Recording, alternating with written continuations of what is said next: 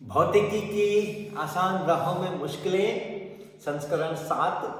आज मैं बात कर रहा हूं न्यूटन के तीसरे गति नियम की, जिसका पॉपुलर स्टेटमेंट है every action has got an equal and opposite reaction. ये स्टेटमेंट अपने आप में भ्रम पैदा करने के लिए काफ़ी है, क्योंकि जब हम शब्दों का प्रयोग करते हैं, भाषा का प्रयोग करते हैं, तो हमारी भाषा के जो सामान्य अर्थ होते हैं, कई बार विज्ञान में हम वो अर्थ नहीं लेते हैं और कई बार तो बिल्कुल ही अलग अर्थ हो जाते हैं। और इस स्थिति में न्यूटन के तीसरे गति नियम के जो स्टेटमेंट हैं, उसके अंदर में तो इनका कोई औचित्य ही नहीं है, क्योंकि एक्शन और रिएक्शन ये शब्द हम इस्तेमाल करते हैं तो इससे अपने मन में तुरंत एक भावना आती है कि पहले एक्शन हुआ और फिर उसके कारण से कोई रिएक्शन हुआ। तो अपने न्यूटन की गति के तीसरे नियम में जिस एक्शन और रिएक्शन की बातें की जा रही हैं, वो फोर्सेस हैं जो एक वस्तु दूसरे वस्तु पर लगाती है और दूसरी वस्तु पहली वस्तु पर लगाती है। तो कई सारे उदाहरण दिए जाते हैं, मैं उनकी चर्चा भी करूंगा। लेकिन ये अगर भावना है कि ऐसा हुआ, उसके रिएक्शन में ऐसा हुआ, किताब जो है उसने टेबल पर बल लगाया और इसलिए टेबल ने किताब पर बल लगाया, तो ऐसा कारण और परिणाम का संबंध ये न्यूटन के तीसरे गति नियम में नहीं है।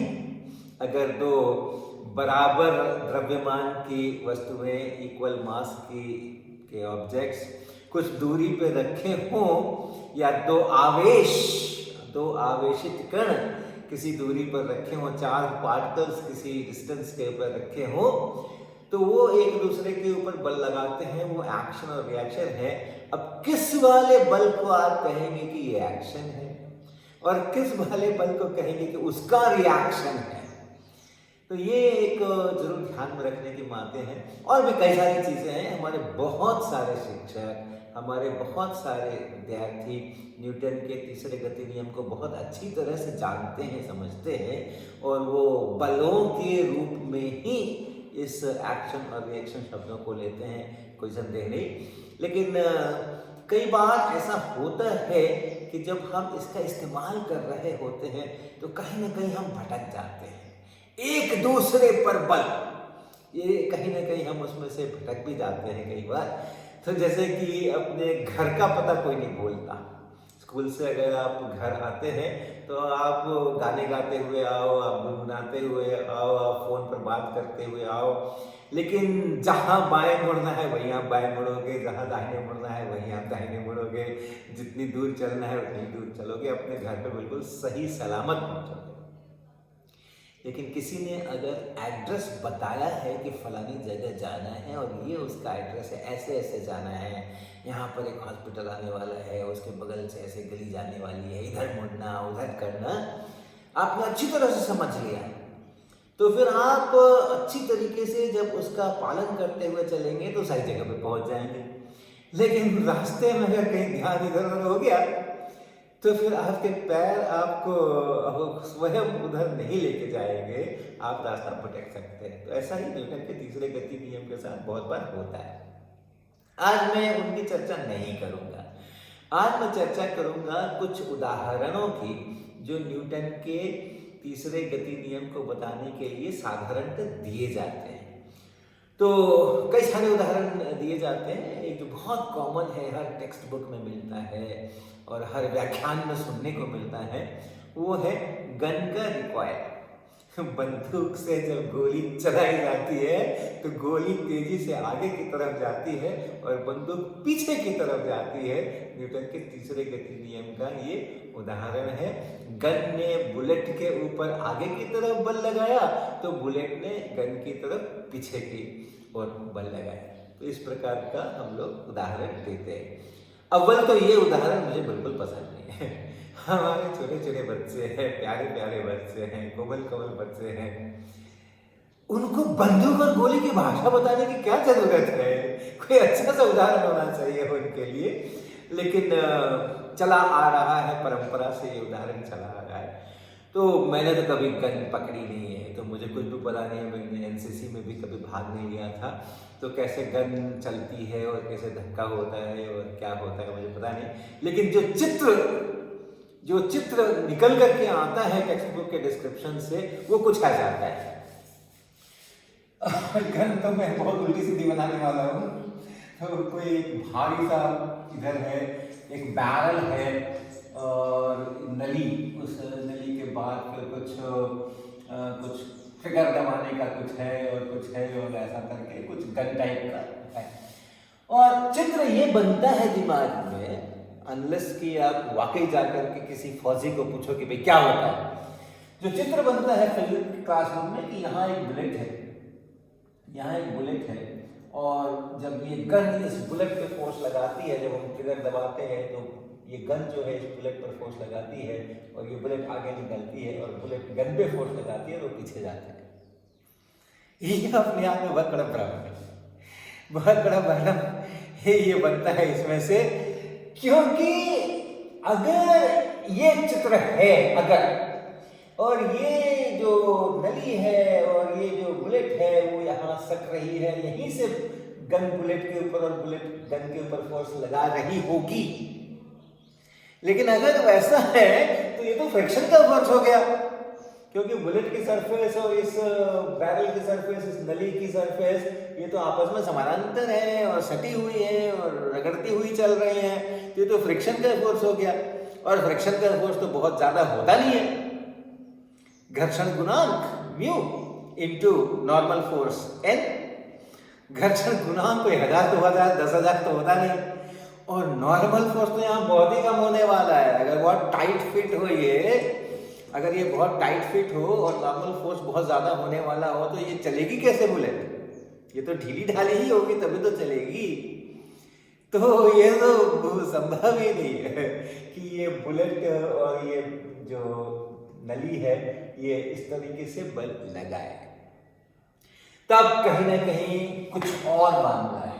तो जो बुलेट है उस पूरे बुलेट का जो जैकेट है उसके अंदर में बुलेट कहीं यहाँ है और कुछ एक्सप्लोसिव है यहाँ पर, और जब हम वो ट्रिगर करते हैं तो ये एक्सप्लोसिव बर्न करके गैस बनती है और वो गैस धक्का देती है, वो गैस धक्का देती है इस बुलेट को आगे की तरफ, क्योंकि इतनी सारी गैस बन जाती है तुरंत कि उसका प्रेशर इतना हाई होता है कि वो इसको धक्का देती है।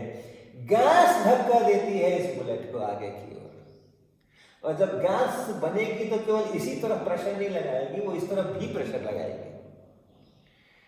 तो गैस ने एक ही साथ बुलेट पर भी बल लगाया है और गैस ने एक ही साथ जो इधर का जो गन है, जो यहाँ गैस बनी, तो इस तरफ भी ये प्रेशर के कारण बल होगा और इधर भी ये प्रेशर के कारण से बल होगा। तो गन का जो रिकॉइल है वो इस गैस के कारण से हो रहा है। ये बात सही है कि जब ये गैस इस बुलेट पर फोर्स लगाएगी तो न्यूटन का तीसरा नियम जरूर कहता है कि उसी समय, जिस समय गैस इस पर बल लगा रही है, बुलेट भी गैस पर बल लगा रही है। ये बात सही है। और ये गैस जब पीछे की तरफ इस गन के ऊपर बल लगा रही है तो गन भी उस गैस के ऊपर आगे की तरफ बल लगा रही है, वो भी न्यूटन का नियम सही है। लेकिन गन ने बुलेट पर लगाया और बुलेट ने गन पे लगाया, ये मैकेनिज्म जाने बिना कहना बड़ा कठिन है। तो ये एक चर्चा आपके साथ मुझे करनी है। एक दूसरा उदाहरण हम देते हैं वॉकिंग का, बहुत कॉमन उदाहरण है, बहुत लेक्चर्स में मैंने सुना, वीडियोस में मैंने सुना। वॉकिंग, जब हम चलते हैं सड़क पे तो हम सड़क को पीछे की तरफ दबाते हैं और सड़क जो है वो हमें आगे की ओर लेके चलती है। तो हमने सड़क पे पीछे बल लगाया, सड़क ने बल हम पे आगे की तरफ लगाया और इस कारण से हम आगे बढ़ते हैं। लेकिन आप सोचें, अगर सड़क हम पर आगे की तरफ बल लगाती है तो वो आगे की तरफ हम में त्वरण पैदा करती है, और त्वरण पैदा करती है, एक्सेलरेशन पैदा करती है, और हम एक ही दिशा में चल रहे हैं तो हमारी स्पीड बढ़ेगी। और अगर हम घंटे भर वॉक करते हैं, मॉर्निंग वॉक करते हैं एक सड़क के ऊपर, और घंटे भर तक हम सड़क पर पीछे बल लगाते रहते हैं और सड़क हम पर आगे की तरफ बल लगाती रहती है, तो क्या मजा आएगा, क्या मजा आएगा। कितना भी छोटा सा त्वरण वो उत्पन्न करे, घंटे भर के अंदर में 3600 सेकंड के अंदर में हमारी स्पीड कहां से कहां पहुंच जाएगी। लेकिन ऐसा नहीं होता है। हम पहले 2 मिनट में जितनी दूरी चलते हैं, अगले 2 मिनट में भी लगभग उतनी ही दूरी चलते हैं, उसके अगले 2 मिनट में भी हम लगभग उतनी ही दूरी चलते हैं, उसके अगले 2 मिनट में भी हम लगभग उतनी ही दूरी चलते हैं। हमारा औसत त्वरण 0 होता है। अगर औसत त्वरण मेरा 0 है उस आधे घंटे, 1 घंटे 50 मिनट में, तो औसत बल जो सड़क ने मुझ पर लगाया है वो भी 0 ही होगा। और इसलिए सड़क मुझ पर आगे की तरफ ही बल लगाती है चलने के समय में, ये बात सही नहीं है। सड़क अगर कुछ क्षणों के लिए आगे की तरफ बल लगाती है, तो अगले कुछ क्षणों के लिए उसको पीछे की तरफ भी बल लगाना होता है, अन्यथा तो हमारी स्पीड बढ़ती ही चली जाती है। हाँ, जब हम शुरुआत कर रहे हैं उस क्षण की बात जरूर हम कर सकते हैं। जब हम चलना शुरू कर रहे हैं उस समय, उस क्षण की, एक क्षण की बात हम जरूर कर सकते हैं कि हम चलना शुरू कैसे करते हैं। लेकिन हम चलते कैसे हैं, उसके लिए अगर कहा जाए कि हम सड़क पर पीछे की तरफ बल लगाते हैं और सड़क हम पर आगे की तरफ बल लगाती है, तो थोड़ा ठीक नहीं। एक और उदाहरण मैं लेता हूं जिसमें कि बैलून, ये एक्टिविटी करके किताबों में साधारणतः दिया जाता है कि एक बैलून को आप भर लें, हवा भर लें उसमें, और फिर उसको किसी डोरी के साथ में उसको चलने की सुविधा प्रदान करें। एक डोरी हो और एक बैलून हो, और फिर यहाँ पे कोई स्ट्रॉ ऐसा लगा देते हैं, चिपका देते हैं स्ट्रॉ इसके अंदर में, टेप से एक स्ट्रॉ का छोटा सा टुकड़ा यहाँ चिपका देते हैं, और उसका जो छेद दोनों तरफ है उससे होकर के ये डोरी ले जाते हैं और इसको फुलाते हैं, हवा भर देते हैं, और उसके बाद फिर इसको यहाँ से छोड़ देते हैं। तो जब छोड़ देते हैं तो हवा ऐसा निकलती है, इसके अंदर से हवा ऐसा निकलती है, और हवा निकल करके और बैलून जो है ये पीछे की तरफ जाता है, और चूंकि डोरी है और ये स्ट्रॉ है तो सर करता हुआ ये पूरा सिस्टम इस पर सरकता हुआ, इस डोरी पर सरकता हुआ स्ट्रॉ ऐसे सरकती हुई पीछे जाती है। और तब हम बताते हैं कि देखो बैलून ने हवा पे आगे की तरफ बल लगाया, तो इसलिए हवा बाहर निकली, और हवा जो बाहर निकल रही है, जो हवा बैलून ने बाहर निकाली है बल लगा करके, वो हवा इस बैलून पर पीछे की तरफ बल लगा रही है, इसलिए पूरा बैलून पीछे की तरफ चला, और हम देखते हैं कि हाँ चला। ये न्यूटन के तीसरे नियम पर आधारित एक एक्टिविटी, क्रियाकलाप पुस्तकों में कई बार मिलता है, और लोग दिखाते हैं, करते हैं, बहुत आनंद आता है, इसको देखने में बहुत आनंद आता है, बहुत अच्छा लगता है। जैसे ही यहाँ छोड़ते हैं शुरू से ये पीछे की तरफ भागता है, देखने में बहुत आनंद आता है। लेकिन बैलून पर बल किसने लगाया, किस वाली हवा ने लगाया, किस वाली हवा ने लगाया। एक हवा यहाँ है जो अभी भी काफी कुछ स्थिर है, और एक हवा यहाँ है जो कि असर चल रही है। तो अगर हम देखें जो हवा यहाँ से निकल रही है, उसके छेद में से, उसकी गर्दन में से, बैलून की गर्दन में से जो हवा निकल रही है, उसका तो बैलून के साथ कोई संपर्क ही नहीं है। वो तो छेद में से होकर के बाहर निकल रही है, न बैलून की गर्दन के साथ उसका कोई संपर्क है, न बैलून की बॉडी के साथ उसका कोई संपर्क है। तो वो हवा जो बाहर निकल रही है, तथाकथित बैलून ने उस पर बल लगा के उसको बाहर निकाला है, वो हवा तो बैलून के साथ संपर्क में नहीं है, वो हवा तो बैलून पर फोर्स लगा ही नहीं सकती।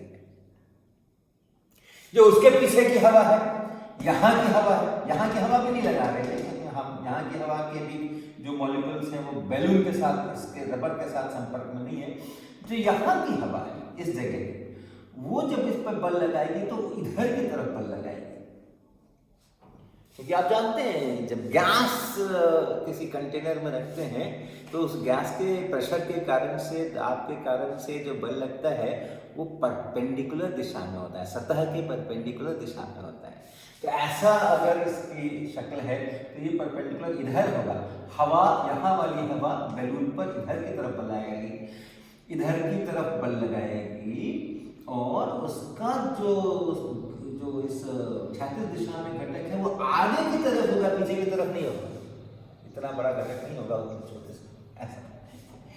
इसी तरीके से यहाँ जो हवा है वो हवा इस बैलून पर इधर की तरफ बल लगाएगी और उसका भी सामने की तरफ ही घटक होगा। ये हवा बैलून पर आगे की तरफ बल लगा रही है, ये हवा बैलून पर आगे की तरफ बल लगा रही है, ये हवा बैलून पर बल लगा ही नहीं रही है, ये हवा बैलून पर बल लगा ही नहीं रही है, ये हवा बैलून पर बल लगा ही नहीं रही है, ये हवा बैलून पर इधर की तरफ बल लगा रही है, उसका एक इधर घटक है। ये हवा बैलून पर इधर की तरफ बल लगा रही है, ये हवा बैलून पर इधर की तरफ बल लगा रही है, उसका इधर एक घटक है। बैलून को पीछे कौन ले जाना है? बैलून को पीछे कौन ले जा रहा है? बैलून पर पीछे की तरफ कौन बल लगा रहा है? हवा ही लगा रही है, लेकिन वो हवा नहीं जिसको बैलून ने बाहर निकलने की आजादी दी है और वो बाहर निकल रही है। और देखा जाए तो ये हवा पर बल किसने लगाया है कि ये आगे की तरफ निकल रही है? ये किसके साथ संपर्क में है? ये गर्दन के साथ तो जो संपर्क में है बिल्कुल वहां पर, वो सब तो ऐसे ऐसे बल लग रहे होंगे, ऐसे ऐसे बल लग रहे होंगे। ये आगे की तरफ इस हवा पे बल लगाया किसने? इसके ठीक पीछे वाली हवा है। तो ये बैलून ने हवा पर बल लगाया, हवा ने बैलून पर बल लगाया, इसको भी थोड़ा विस्तार पूर्वक समझने की जरूरत है। तो ऐसा ही बहुत सारे जो हम न्यूटन के तीसरे गति नियम के उदाहरण देते हैं उसका इस्तेमाल करते हैं गणनाओं करने में, सवाल बनाने में। तो अगर हम उसकी थोड़ी तह तक जाने की कोशिश करें तो हमारे बहुत सारे भ्रम जो हैं वो टूटेंगे और हमें बहुत आनंद आएगा कि हमने कुछ नया सीखा।